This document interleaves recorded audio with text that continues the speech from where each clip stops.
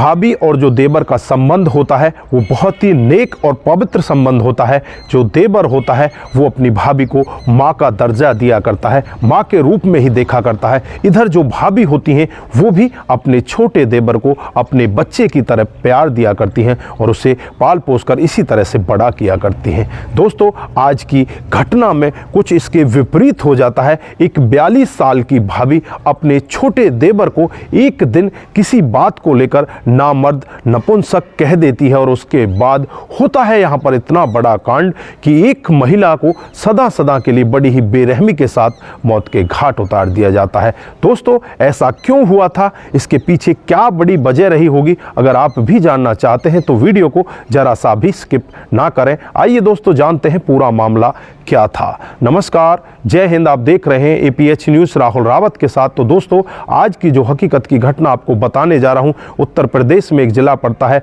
वाराणसी। इसी का एक गांव है जिसका नाम है रहीमपुर। यहीं का रहने वाला एक तौफिक जो अपनी पत्नी के साथ बड़े आराम से रहा करता है। शादी को कई साल बीत जाते हैं लेकिन इनको कोई बच्चा नहीं हो पाता है। ये दर बदर की ठोकरें भी खाते हैं, कभी बाबाओं के पास जाया करते हैं तो कभी डॉक्टरों से ये सलाह लिया करते हैं, लेकिन इनको बच्चा होता ही नहीं। धीरे धीरे करके इनका समय इसी तरह से बीतता रहता है। दोनों पति पत्नी बहुत ही ज़्यादा दुखी होते हैं। ये साड़ी की कटिंग किया करते हैं, दोनों पति पत्नी एक ही काम करते हैं और अपना गुजर बसर किया करते हैं। धीरे धीरे करके इसी तरह से समय बीतता रहता है। इसके पड़ोस में ही इसकी एक भाभी रहा करती है जिसकी उम्र लगभग 42 साल होती है। उसके 8 बच्चे होते हैं जिसमें 6 लड़के और 2 लड़कियां होती हैं। एक दिन का वाकया होता है, उनमें से कई बच्चे इसके घर के पास आ जाते हैं और वहां आकर बहुत जोर जोर से शोर मचाने लगते हैं। ये अपने घर से बाहर निकलता है और उन्हें देखकर उन्हें समझाने लगता है और कहता है कि तुम यहाँ से चले जाओ, तुम अपने घर पर जाकर शोर मचा लो।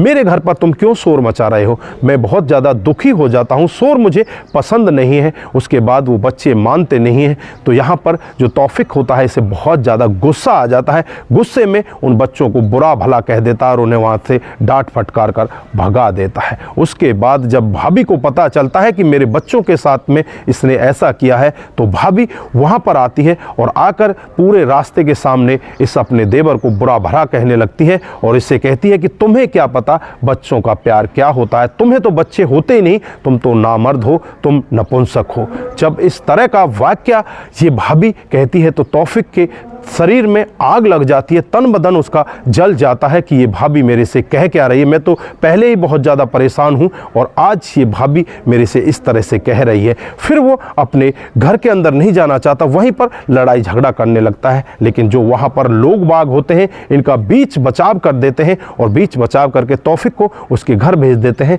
भाभी को उसके घर भेज देते हैं। अब तौफिक के अंदर तन बदन में आग लगी होती है कि भाभी ने ऐसा शब्द मुझसे कहा क्यों, ये मुझसे ऐसा क्यों कह रही है। उसके बाद वो उससे बदला लेने की ठान लेता है और मन ही मन ये सोच लेता है कि इस भाभी को रास्ते से हटाना है। उसके बाद वो इंतजार करने लगता है कि जब इसके घर पर कोई नहीं होगा तब मुझे इसके घर पर जाना है। दोस्तों, होता भी कुछ ऐसा ही है। शाम को करीब 5 साढ़े 5 बजे का वक्त होता है जब इसके बच्चे इधर उधर खेलने के लिए निकल जाते हैं। इसका पति बाहर चला जाता है, घर पर कोई भी नहीं होता, ये अकेली होती है। ये तौफिक देखता है कि भाभी घर में अकेली है, तुरंत ही उसके घर पर पहुंचता है और साथ में एक तेजधार हथियार भी लेकर जाता है। भाभी को पकड़ता है और उसके ऊपर ताबड़तोड़ वार करने लगता है। भाभी इससे कहने लगती है कि तू नामर्द नपुंसक है, अब तू यहाँ पर इस चीज़ का मेरे से बदला लेना चाहता है, तू इस नामर्दी को मेरे ऊपर क्यों दिखाना चाहता है? अगर तू मर्द है तो अपनी पत्नी से बच्चा पैदा करके दिखा। जब ये शब्द और सुनता है तो उसको और ज़्यादा गुस्सा आ जाता है। फिर वो उसके ऊपर ताबड़तोड़ और ज़्यादा वार करने लगता है। वहीं पर भाभी को मौत के घाट उतार देता है और वहाँ से अपने घर आता है और घर आने के बाद कपड़े चेंज करके वहाँ से चुपचाप फरार हो जाता है। जैसे ही इस भाभी के बच्चे घर के अंदर प्रवेश करते हैं, माँ को मृत अवस्था में देखते हैं, पूरे फर्श पर खून ही खून फैला होता है।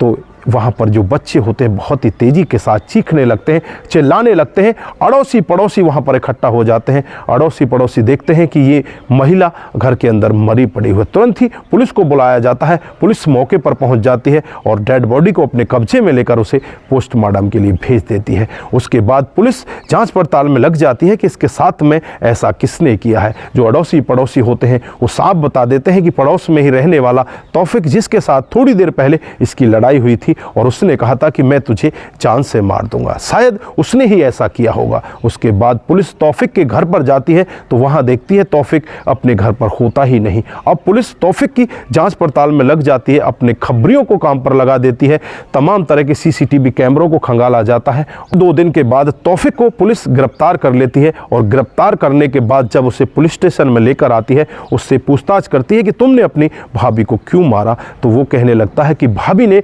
मेरे तन बदन में आग लगा दी थी, मेरे से इस तरह के शब्द कहे थे कि तुम्हें बच्चा इसलिए नहीं होता क्योंकि तुम नामर्द हो, तुम नपुंसक हो, और मुझे ये शब्द इस तरह से बुरे लगे जिसकी वजह से मैंने अपनी भाभी को जान से मार दिया। मुझे इस सब का कोई अफसोस नहीं है। उसके बाद पुलिस उस तौफिक को पकड़कर जेल के अंदर बंद कर देती है, उसके खिलाफ तमाम धाराएं लगा दी जाती हैं। लेकिन यहाँ पर सोचने वाली बात कि यहाँ पर भाभी ने उससे ऐसा क्यों कहा था, और अगर भाभी ने ऐसा कह भी दिया था तो सामने वाले को इतना गुस्सा क्यों आ गया था, उसने अपनी भाभी को ही इस दुनिया से विदा क्यों कर दिया। दोस्तों, यहाँ पर आप लोगों को किसकी ज़्यादा कमी लगती है? क्या यहाँ पर भाभी की कमी नहीं थी या देवर की कमी आपको नहीं लगती? दोस्तों, आपको जिसकी भी ज़्यादा कमी लगती है एक बार कमेंट बॉक्स में ज़रूर दीजिएगा। लेकिन यहाँ पर क्राइम करने वाले की कमी सबसे ज़्यादा मानी जाती है। उसने इतने बड़े क्राइम को अंजाम दिया, अपनी भाभी को सदा सदा के लिए इस जहां से विदा कर दिया और उसके 8 बच्चों को अनाथ करके रोड पर छोड़ दिया। तो दोस्तों, आप जहां भी रहें सतर्क रहें, सावधान रहें और ऐसे क्राइम से अपने आप को ज़रूर बचा कर रखें। दोस्तों, आज के लिए बस इतना ही। फिर मिलते हैं किसी नए मोड के साथ। तब तक के लिए आप अपना ख्याल रखें, अपने परिवार का ख्याल रखें, सतर्क रहें, सावधान रहें और ऐसे क्राइम को अपने आसपास ना होने दें। नमस्कार, जय हिंद, जय भारत।